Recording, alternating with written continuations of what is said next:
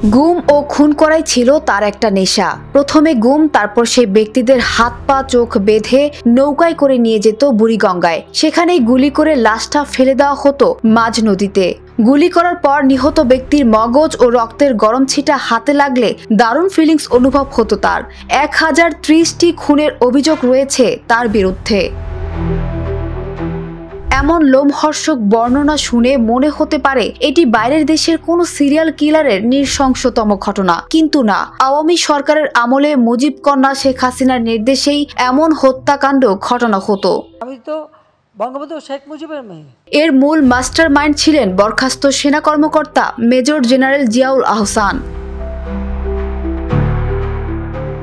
শেখ হাসিনার আস্থাভাজন জিয়াউল আহসানের অন্যতম শিকার সিলেট অঞ্চলের বিএনপির প্রভাবশালী নেতা এম ইলিয়াস আলী। বিএনপি নেতাকে হত্যা করে মেজর জেনারেল জিয়াউল আহসানের নেতৃত্বে গঠন করা হয় একটি কিলিং স্কোয়াড।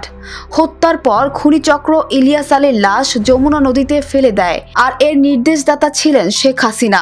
আন্তর্জাতিক অপরাধ ট্রাইব্যুনালে 164 ধারায় দেওয়া স্বীকারোক্তিতে ইলিয়াস আলীকে অপহরণের পর লোমহর্ষক হত্যাকাণ্ডের বর্ণনা দিয়ে চাঞ্চল্যকর তথ্য উঠে আসে। আন্তর্জাতিক অপরাধ ট্রাইব্যুনাল ও গুম তদন্ত কমিশন সূত্রে জানা গেছে, ইলিয়াস আলীকে অপহরণের সঙ্গে জড়িত দুজন সেনা সদস্য বর্তমানে সেনাবাহিনীতে রয়েছেন। এরা হলেন ওয়ারেন্ট অফিসার জিয়া ও ইমরুল। জিয়াউল আহসানের রানার ও সহযোগী হিসেবে গুম ও খুন মিশনের হুকুম তারা তামিল করতেন। 2012 সালের 17 এপ্রিল সন্ধ্যার পর দলীয় নেতাকর্মীদের নিয়ে ইলিয়াস আলী সভা করেন তৎকালীন শেরাটন হোটেলে। সভা শেষ করে রাত 11টায় তিনি বের হন এবং গাড়িতে করে বাসায় ফিরছিলেন। অপহরণের লক্ষ্যে জিয়াউলের নির্দেশে শেরাটন থেকেই অনুসরণ করছিলেন র্যাবের সদস্য সার্জেন্ট তাহিরুল ইসলাম।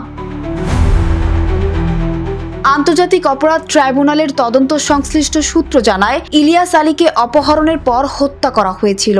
হত্যার পর তৎকালীন র্যাব কর্মকর্তা এবং পরবর্তী সময়ে সেনাবাহিনীতে পদোন্নতি পেয়ে মেজর জেনারেল হওয়া জিয়াউল আহসান অফিসে ফিরে স্বস্তি ও আনন্দ প্রকাশ করছিলেন।